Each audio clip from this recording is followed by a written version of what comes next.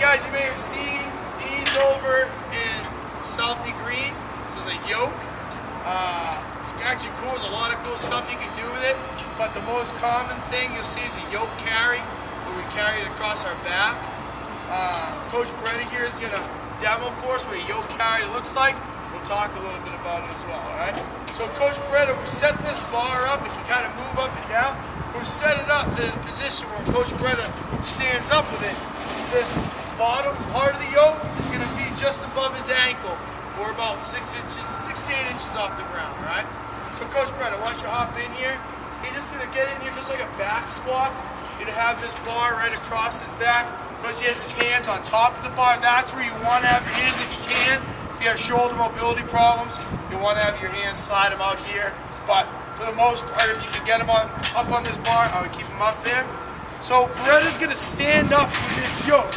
When he does, he's going to chill for a second. He's not going to walk with it right away. He's going to count like a 1 Mississippi and let it get its initial swing out of the way. And then, once that initial swing's out of the way, he's going to start slow at first with his steps. Wants it to be nice and easy, walking kind of on a track as opposed to a tightrope. And then he's going to gradually get faster and start moving as fast as he can. Try to minimize his time under tension underneath this yoke, alright? So stand up with it. 1 Mississippi, we start steps slow at first. We speed him up, keeping our chest up nice and big. You're gonna let this thing down and finish his yoke walk, alright? So notice he's keeping his chest up nice and big, and he's keeping his spine nice and straight. One thing we want to look for is when an athlete starts to kind of hunch forward, their chest starts to cave in, their shoulders start to round forward. That's when we know that the load is too much for them. They need to lower it down a little bit. So Brett, let's see another one. And let's see at the end if you can sneak those hands out of the way and just keep walking. So once again, he stands up with it. Counts 1 Mississippi. Slow steps at first, and then he starts speeding up, speeding up, speeding up.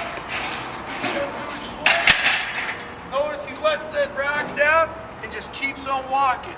We do that because sometimes when we're going so fast, when that yoke comes down, it's going to catch on the ground, kick back, and it's going to hit you in the back of the head.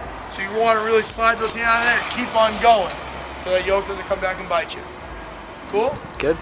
Good work, Bretta.